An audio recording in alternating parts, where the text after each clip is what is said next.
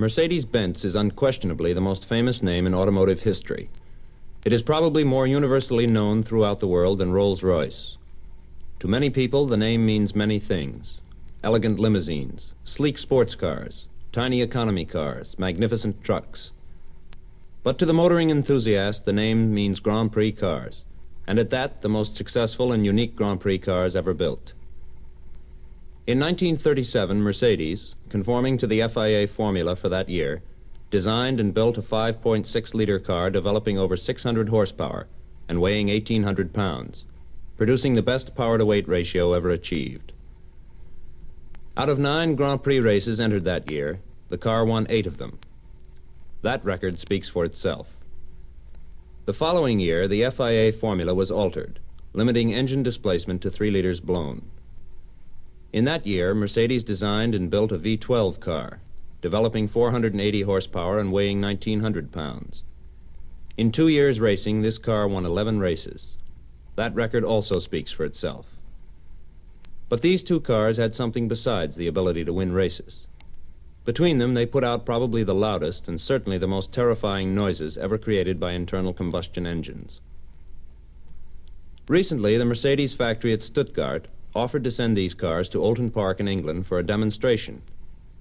These were sounds that might never be heard again, unique, exciting, and significant. The Riverside recording crew was aboard a luxurious B.O.A.C. airliner bound for London within the week. From there, by Hillman estate wagon to Oulton, to await, impatiently and in the pouring rain, this sound.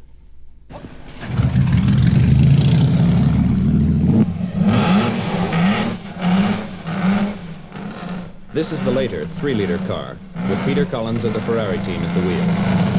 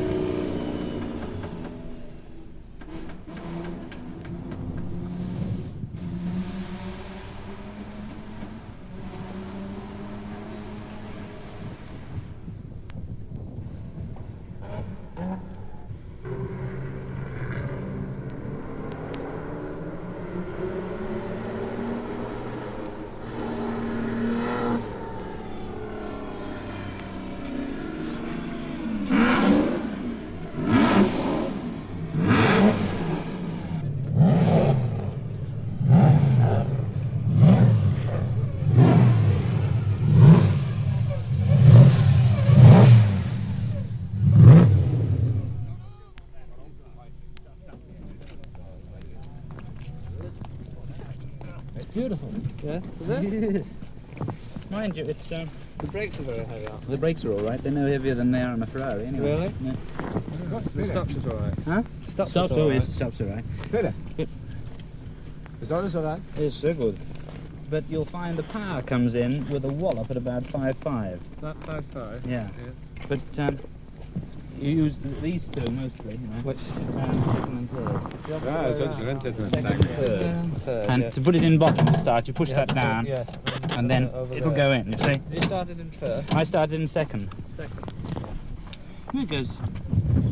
Ça va vite, hein? Ja, zie je.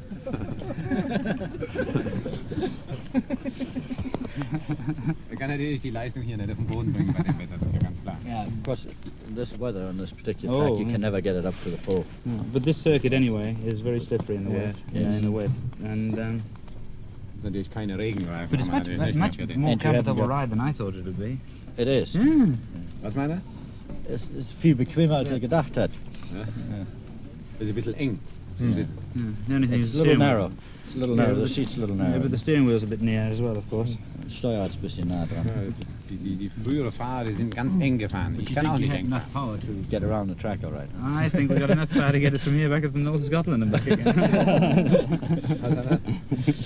Ich habe als Witz gefragt, ob er glaubt, er hat genug Leistung da in dem Motor. Er sagte, ja, da genug bis oben nach Die Schottland. Leistung merkt erst oben aus hauptsächlich. But at 5,500, Interessant ist. Wenn er über 5,5 6.000, rüberkommt. 7.500. Yeah. Das ist interessant. when it got around 7,000, I decided that. Use all gears then. Yeah, you try them all, they're all Yeah. there. Then Tony Brooks of the Van Wall team tried the car.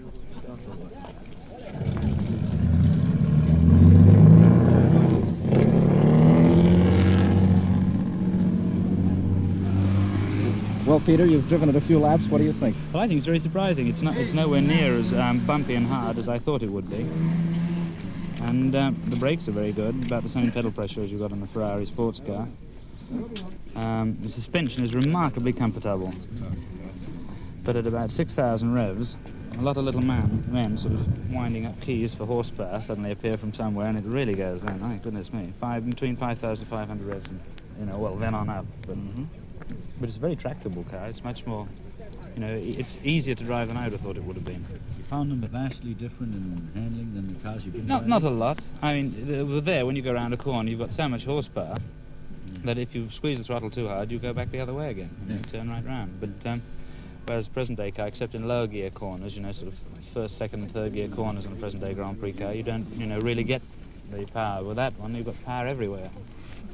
It'd be just the thing to, do a race with. I think we ought to go back to that form. It's the first time I've ever driven one. I'm all for it. It's fun, there. Huh? Because when I got up this morning and saw it was raining, I thought, oh my God. How would this car stand in competition with present-day Grand Prix cars? Oh, I don't think it'd be as fast. It's much bigger. And most of the Grand Prix circuits today are similar to this, very twisty.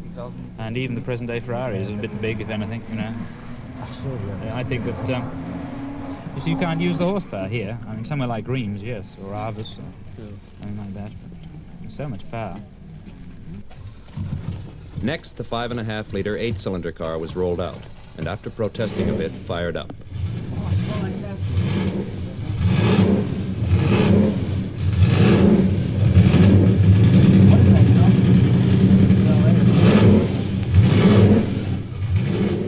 Collins and Brooks tried a few laps apiece on it.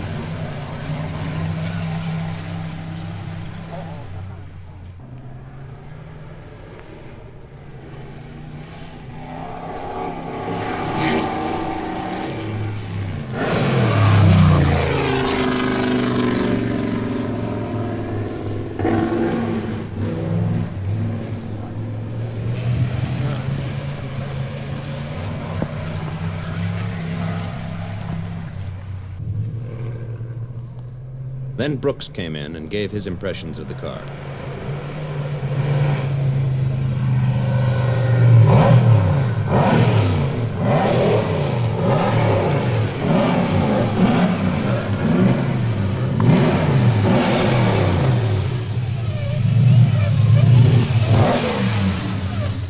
Vibration, you see, when I was going around to start with. I couldn't understand what this was, and I suddenly came to the conclusion that it was the Dedean tube dancing up and down with wheel spin. So this vibration came in about 3 thou, you see, and I couldn't understand what on earth it was. Just transpired to be this so much power, this car, that I mean you can literally spin the wheels anywhere around the circuit you like, top gear, first, second, you know, whatever you like. Yeah. How do you like it compared to the other one? Well, this has obviously got far more poke. Yeah. Than the other one, and I think that although it has so much steam, when you turn the power on, it doesn't seem to want to make the car go sideways particularly. You just sort of spin the wheels. Yeah. And I think if you sort of really got worked up on it, you could go very, very quickly indeed. But in the wet, of course, you just sort of. Well, I don't think the wheels stop spinning if you're not very careful. I used all of them. Well, no, second, third, and fourth. Second, third, and fourth. Yeah. But actually, if you want, it would be much better to just use third and fourth, because second gear is just wasted. I mean, you just spin the wheels all the time. But I mean, it sort of makes a change, keep swapping the gears. I suppose you notice there's a lot of difference between driving this and one of the modern. Yes, you can't get quite as much wheel speed with the others. Praktisch so, dass man hier nur im dritten Gang bleiben kann. Yeah, it's, as Mr. Kling says, the only thing you can do practically in this car is stay in third gear. Yes, That's about all yeah, you can do. yeah. Well, I tried second as well, third and fourth. What kind of revs are you turning to? Well, I can get up to this car only revs to about 5 thou, but it develops about 250 horsepower at 2 thou, so you don't have to go much higher than that. But I think we're taking up to about 5, you know, in third. But you were sort of flicking up there all the time because the wheels never stop spinning. I mean, you've got a sort of one of these torque converters built in without trying. You suddenly realise what 620 horses can do. Yes, certainly is fantastic. I mean, I didn't. Trockenem Wetter ist natürlich wesentlich angenehmer. Wie? Yeah. Trockenem Wetter ist In dry weather, it'd be much easier. Yeah, of course. easier, yeah. What about the steering? Is it? The steering feels fine. I mean, you know, you feel as if you really got to know this car. You could, really work wonders with Is it. it as hard as the other one was? No. The ride is perhaps a little harder than this. I mean, you can sort of see about a year and a half. Harder. Yes, you can see about a year and a half development in the 38-39 car. Nee, wir reden vom Steuerung. How would you do at Nürburgring with this car in today's races against today's competition? Well, I mean, there's 20 years development. It wouldn't be fair to compare them because the new car's a little smaller, a little more manageable. But certainly you don't, I mean, there's nothing like 20 years progress since these cars were made in the current Grand Prix racing, I don't think. And of course, the Nürburgring is not exactly the kind of track, too many curves and so forth. But yes. the Evers, for example, yes, 10 kilometers straight each way. Yes, I mean, this is the fastest road racing car ever built, no doubt about that. What about the brakes? Well, the brakes are a little heavier, and on this it's just tending to lock a little bit. I'm not sure whether it's front or back, you're too busy looking where you're going. But I think apart from that, they're very good. With the aid of an interpreter, we spoke with Carl Kling, ex-driver for Mercedes, who now manages the racing team. Since Mr. Kling's English is somewhat limited, if you permit me, I will introduce him also. Mr. Kling has recently been appointed the manager of the Daimler-Benz racing stable following the retirement of Mr. Neubauer. I would prefer just acting as the interpreter and letting Mr. Kling tell you the history. I'll ask him. Die Herren möchten gern, dass Sie, nachdem ich Sie eben vorgestellt habe und mich selbst auf Ihren Wunsch, dass Sie uns etwas erzählen über die Entwicklung und die Geschichte vom Anfang an dieses Wagens. Der letzte Wagen, wo Sie gerade den Ton des All who love Auspuffgeräusches beautiful aufgenommen sounds, haben, like the two stammt cars an sich recorded here, entwicklungsmäßig, will note Mr. Kling's superb den speaking wir voice. von 30 bis 33 im Rennsport pausiert haben, stammt diese letzte Tübe entwicklungsmäßig von 1934. Since the sound that you just took of this particular car, that car originated actually in 1933. If you will recall, from 1930 to 1933, Daimler-Benz did not race. We stopped. And in 33, we started again and started the development of this particular car. Dieser Typ selbst ist aber eine Tübe gebaut worden für die Rennen ab 1937 bis die neue Rennformel kam, 3 Liter mit Kompressor oder 4,5 Liter ohne Kompressor. In welchem Jahr war das? Das kam ab Jahr 38. This type actually raced for the first time in 1937. And starting with the year 1938, a new formula had been instituted which limited the cars to 3 liters blown or 4.5 liters unblown. Therefore, this car then did not race anymore. Der Wagen, den Sie heute Morgen gesehen haben, wo Sie auch Ihr Geräusch sehr wahrscheinlich aufgenommen haben, das ist Entwicklung ab 37, die neue Formel. Also nachfolgend diesem. Nachfolgend diesem, was Sie jetzt vorausgehend, Ja. wir können ja uns das so, was Sie jetzt da vorausgehend gesagt haben. Ja. Dieser Typ aber ist gebaut worden 38, Den heute Morgen hatten. den wir heute Morgen hatten. Die Zwischentype haben wir nicht hier. The car of which you, I believe, took the sounds this morning, that we raced this morning, was the first one developed for the new formula. As you know, it's a 3-liter car. And that car was the first one we used in 1938. Der Wagen von vorhin, der hat 750 Kilo Trockengewicht ohne Reifen und ca. 620 Horsepower. The car that we just now heard, that you took, this 8-cylinder. last one, the 8-cylinder one, weighs 750 kilos dry without tires, but develops 620 horses, which is quite a ratio, as I'm quite sure most of your listeners will realize. Das ist ein 8-Zylinder-Motor mit einem Kompressor. It's an 8-cylinder engine with 1 compressor. Währenddem der 3 Liter ein 12-Zylinder-Motor ist mit einem Doppelstufenkompressor. While the 3-liter car is a 12-cylinder car with a 2-stage blower Mit 480 Horsepower. and 480 horsepower. Das wiegt. 840 Kilo trocken. And the last one weighs 840 kilos Trocken. dry. Können Sie uns etwas sagen, welche berühmten Fahrer diese beiden Wagen gefahren haben und was ihre Rennen gewesen sind? 1934, wo wir zum ersten Mal gestartet sind, mit der vorausgehenden Entwicklung dieser Type 37, ist Manfred von Brauchitsch, Fagioli. 1934, when we started with the forerunner of the car you just heard, the victorious drivers were Manfred Manfred von Brauchitsch and Fagioli. Italiener. Wie? Italiener. In Italiener. Fagioli. Was Dann in Italien? 1935 kam Caracciola wieder zu uns, nachdem er aus seinem Unfall wieder kuriert war. Da bestand die Mannschaft Brauchitsch, also Caracciola, Fagioli, Manfred von Brauchitsch.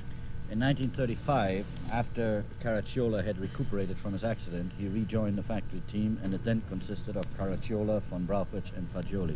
Die Wagen wurden nur in den europäischen Grand Prix eingesetzt. The cars were only committed and entered in European Grand Prix races. Auch 1936 haben wir diese Wagen weiterentwickelt und haben sie auch wieder in die Grand Prix eingesetzt. Da haben wir aber mal nach Ausgang des Jahres bei ein paar Rennen pausiert, weil wir nicht ganz zufrieden waren. In 1936, after some further development had taken place on the cars, we again entered Grand Prix races, but towards the end of the year, we purposely skipped 2 or 3 for purely technical reasons. Und 1937 haben wir mit diesem Wagen, den Sie hier zuletzt gesehen haben, sämtliche Grand Prix bestritten und haben auch fast alle Grand Prix gewonnen. In 1937, we entered the Grand Prix races with the car you just heard and saw. We entered all of the Grand Prix races and won almost all of them. Unser größter Gegner bei den Grand Prix ab 1934 bis 1939 war die Auto-Union.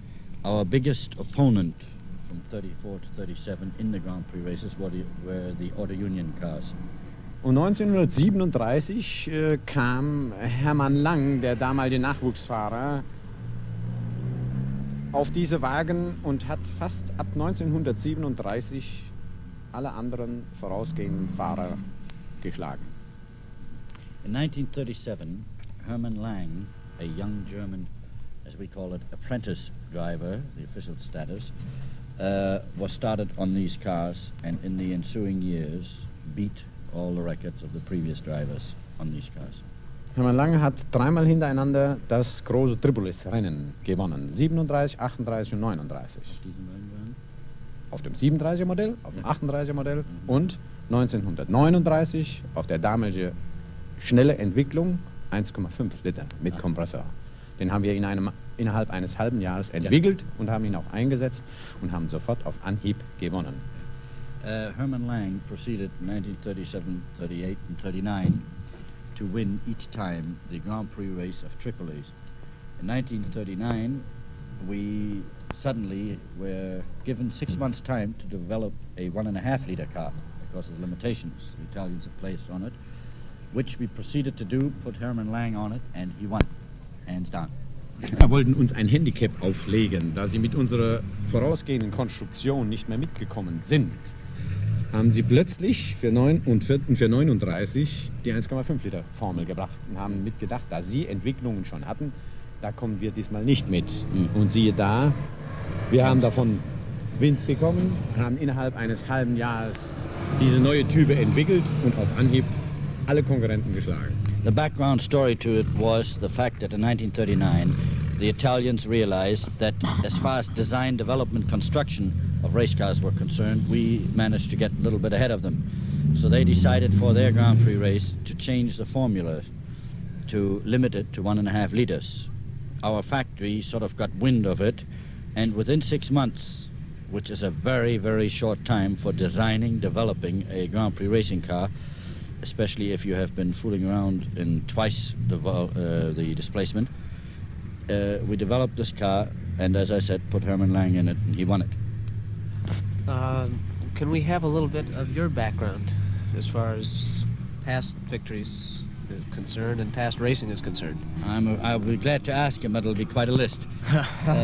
Sie möchten gern etwas wissen über Ihre eigenen Rennerfolge. Und ich hatte Ihnen gesagt, dass Sie sich darauf vorbereiten müssten, dass es eine ziemliche Liste wird.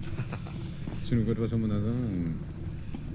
Ich würde Ihnen einfach sagen, die Jahre, in denen Sie Grand Prix-Rennen gewonnen fangen wir haben. so an. Ich habe sehr früh mit dem Sport sympathisiert, schon als kleiner Junge. Und habe ab 37 bei der Firma Daimler-Benz im Fabrikteam für Zuverlässigkeitsfahrten und Sportfahrten gefahren. He started as a small boy being very interested in automobiles and anything connected therewith, and started on the factory team in 1937 as it was officially called then a reliability driver in reliability tests and in sports car races. Wenn der Krieg nicht gekommen wäre, wäre ich zu der Rennabteilung gestoßen und hätte auch Grand Prix Rennen gefahren. Das war vorgesehen. Ja. Aber durch den Krieg ist diese Idee hinfällig geworden. Originally, it was planned that Mr. Kling would join the Grand Prix team of Mercedes-Benz team, and only the war prevented his doing so. Nach dem Krieg ab 1946 habe ich selbst bis 1950 mir selbst 3 Rennwagen gebaut. Das waren damals die Veritas-Wagen und habe damit 3-mal hintereinander die deutsche Sportwagenmeisterschaft gewonnen. In 1946, Mr. Kling, Bis 1950. Until 1950, successively built 3 racing cars of his own, the Veritas cars, and won in each case the German Sports Car Championship. Ab 1950 hat sich Daimler-Benz wieder mit dem Gedanken getragen, den Rennsport aufzugreifen. Somit bin ich auch wieder damals in die Rennabteilung gestoßen und habe 1951 zum ersten Mal ein ausgesprochenes Grand Prix-Rennen auf dem Typ, den Sie hier hatten, 1938, 3-Liter-Kompressor in Argentinien. Das war 51.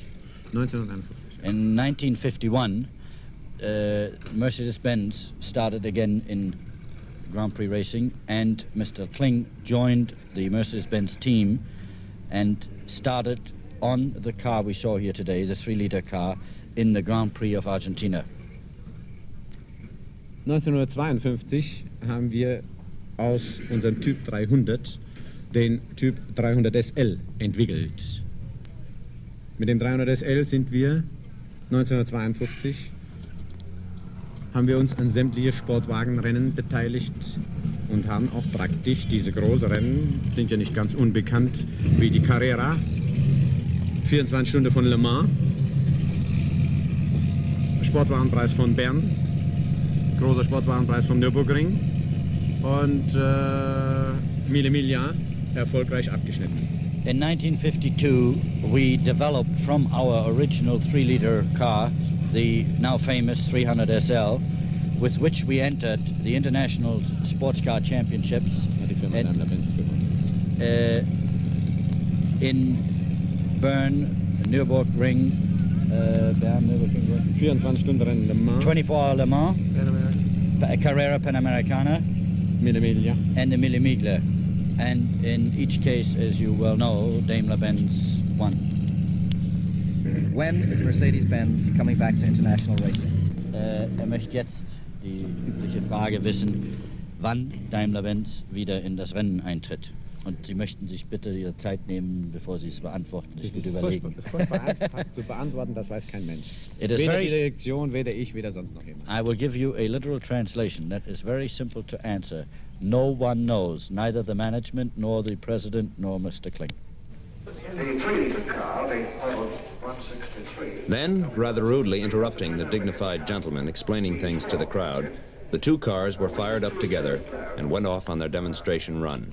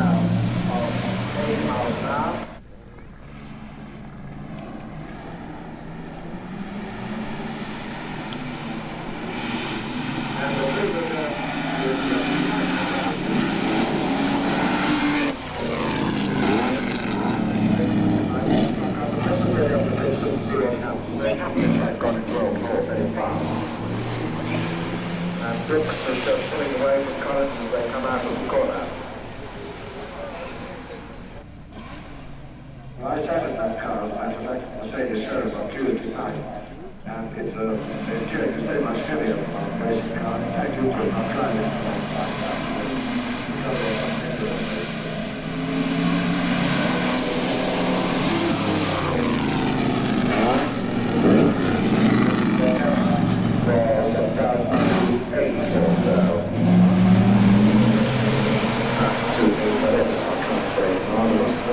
what 2.8 was.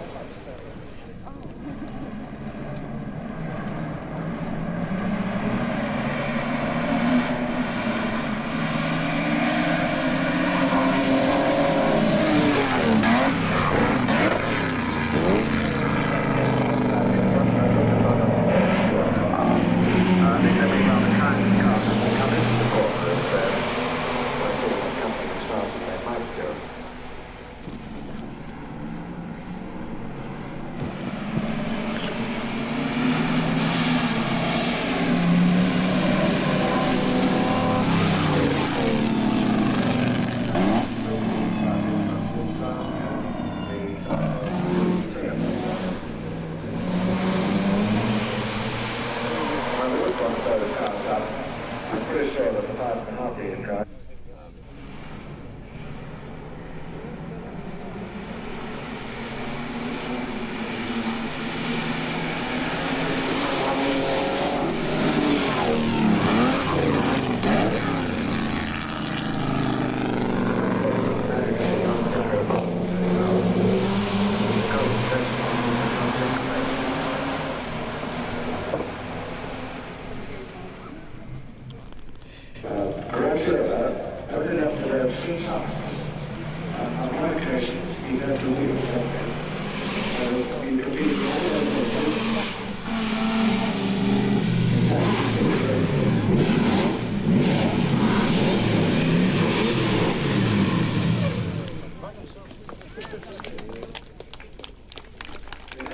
After 6 laps, both cars came in, and Collins and Brooks changed places.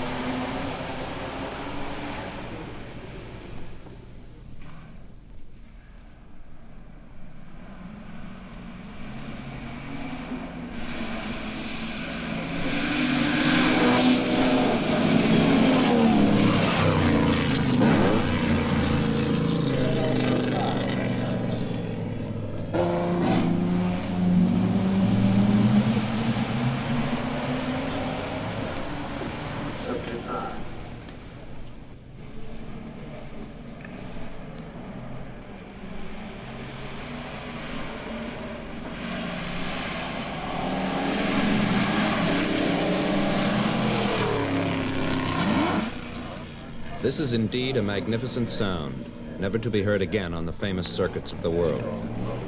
Better not to think of these two remarkable machines returned to the dark and dusty obscurity of a silent museum.